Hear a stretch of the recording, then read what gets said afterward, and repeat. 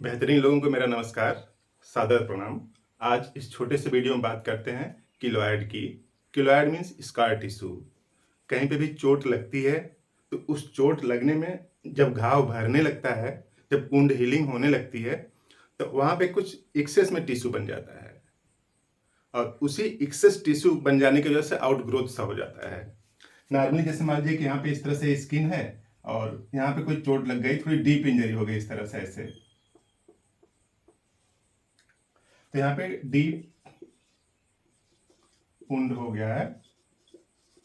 अब होता क्या है कि अब यहाँ के अगल बगल के जो है, जो टिश्यू हैं, ये सब इसको हील करने की प्रक्रिया में आ जाते हैं, हीलिंग होने लगती है।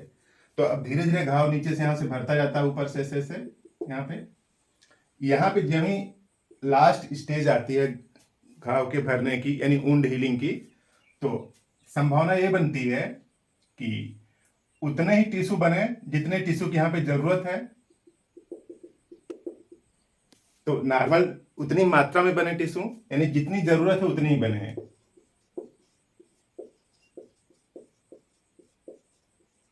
उतनी बने तब तो स्कार नहीं बनेगा। उस केस में नो स्कार, यानी एक किलोएड नहीं बनेगा।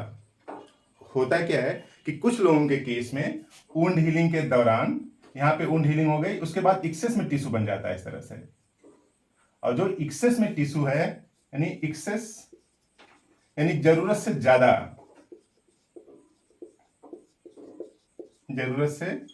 बन जाए। और जब जरूरत से ज्यादा बन जाएगा तो वही क्या होगा, किलोएड हो जाएगा। उसी केस में क्या बन जाएगा, किलोएड।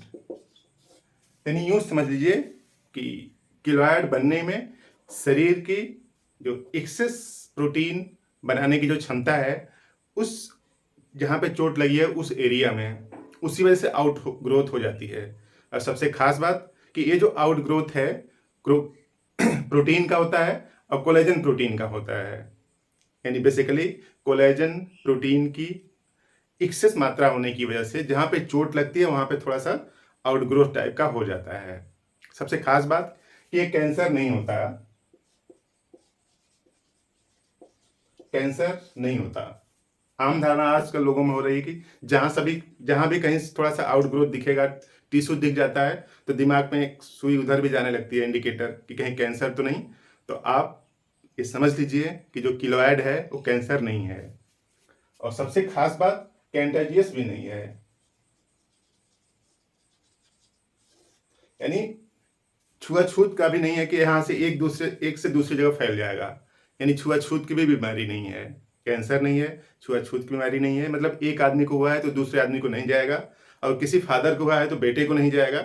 इस तरह से यानी यूं समझ लीजिए कि उसी पर्सन तक रहेगा और उसी पोर्शन के जहां पे चोट लगी है बस वहीं पे रहेगा, ये नहीं कि उसी पर्सन में दूसरी जगह फैल जाएगा।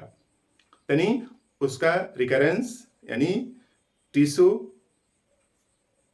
कंटेजियस नहीं होता, मतलब इन्फेक्शियस नहीं होता, इन्फेक्शन ऐसा कुछ नहीं होगा। तो घबराने की कोई बात नहीं है कि कैंसर है। तो किलोएड कैंसर नहीं होता है। और कुछ लोगों के केस में क्या होता है कि बोलते हैं कि किलोएड की साइज बढ़ती जा रही होती है। तो बढ़ती जा रही होती है तो उसके पीछे का कारण क्या है कि वुंड हीलिंग प्रक्रिया ठीक नहीं थी। मतलब इस तरह से यूं समझिए कि यहाँ पे वुंड हीलिंग हो गई, फिर यहाँ से थोड़ा टिश्यू बन गया। बाहर से हम लोगों को लगता है कि वुंड हील हो गया, लेकिन यहाँ पे कुछ पोर्शन लोकलाइज बचा रहता है।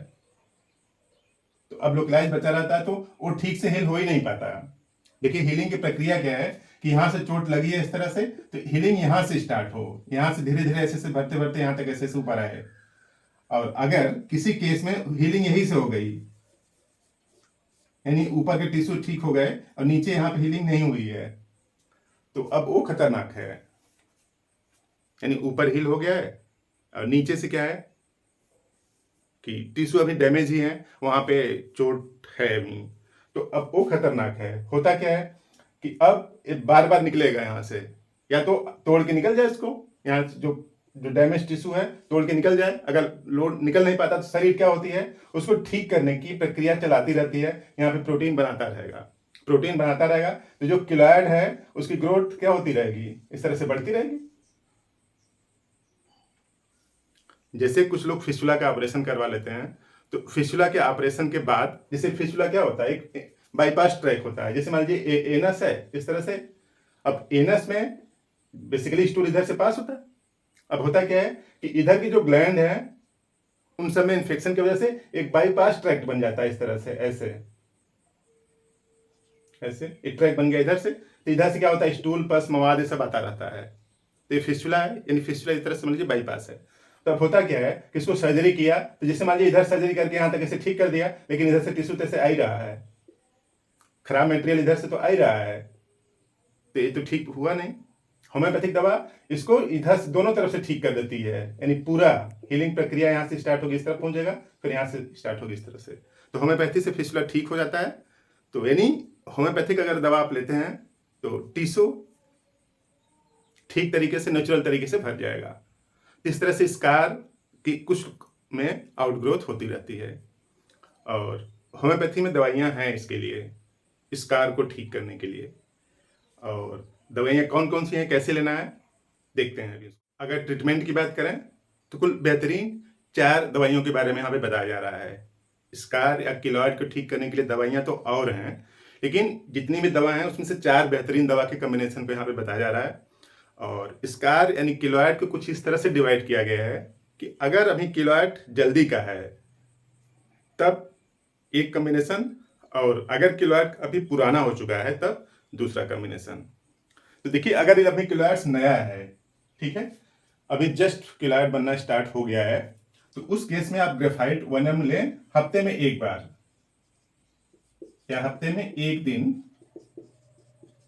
4 बूंद लीजिए, और बाकी बचे हुए दिन में यानी कुल 6 दिन और बच गए, उसमें सेवाना 30 सुबह 4 बूंद लीजिए, और फ्लोरिक एसिड शाम को 4 बूंद, शाम को 4 बूंद जीभ पर। और अगर किलॉइड काफी पुराना हो चुका है, यानी 6 महीने से ज्यादा का टाइम का है, ठीक है, तो उस केस में क्या करें, सैलिसिया 1 ml लें, इसको भी हफ्ते में एक बार लेना है, हफ्ते में केवल एक दिन 4 बूंद सुबह, यानी हफ्ते में बस एक दिन लेना है। और बाकी नीचे वाली दवाइयां जो सेवाना फ्लोरिक एसिड इसी तरीके से, यानी इसको लेना है सुबह 4 बूंद डेली,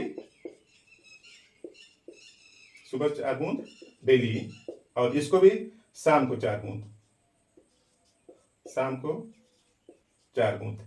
यानी ये दवा देखिए संडे को लेना है, ये संडे, और ये दवा जो है मंडे टू सैटरडे, ठीक, कोई कंफ्यूजन नहीं होना चाहिए। हफ्ते में एक दिन लेना है, बस संडे को ले लिया इसको, बाकी बचा दिन मंडे टू सैटरडे, इन दोनों दवाइयों को लिया। ठीक वही बात इधर के लिए भी है, इसको आपने संडे को ले लिया और इस दवा को मंडे टू सैटरडे तक के लिए लिया। तो मोस्ट प्रोबेबली इन 4 दवाइयों से जो भी किलॉइड स्कार है वो धीरे धीरे कम होने लगेगा, ठीक हो सकता है, ठीक हो जाएगा। छोटे से वीडियो में काम की बात आपने देखा, बात पसंद आई तो इस वीडियो को लाइक करें, चैनल पर सब्सक्राइब कर दें और शेयर भी कर लें इस वीडियो को। Thank you.